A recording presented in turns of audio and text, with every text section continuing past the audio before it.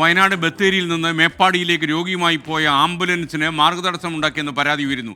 കാലിന് ഗുരുതരമായി പരിക്കേറ്റ രോഗിയുമായി മേപ്പാടി മൂപ്പൻസ് മെഡിക്കൽ കോളേജിലേക്ക് പോകുന്ന വഴിയാണ് ഈ സംഭവം ഉണ്ടായത്. ആംബുലൻസിന് കടന്നു പോകാനാകാത്ത വിധം കാർ ഓടിച്ചതായിട്ട് പരാതി ഉയരുകയാണ്. സുർജിത്ത് അയ്യപ്പത്ത് നമുക്കൊപ്പം ചേരുന്നു. സുർജിത്ത്, പറയൂ.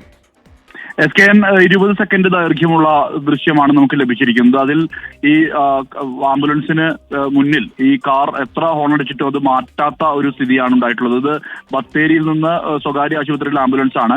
ആ ആംബുലൻസ് മൂപ്പൻസ് മെഡിക്കൽ കോളേജിലേക്ക് ഒരു രോഗിയുമായി പോവുകയായിരുന്നു. അതിനിടയിലാണ് ഇത്തരത്തിലൊരു സംഭവം ഉണ്ടായത്.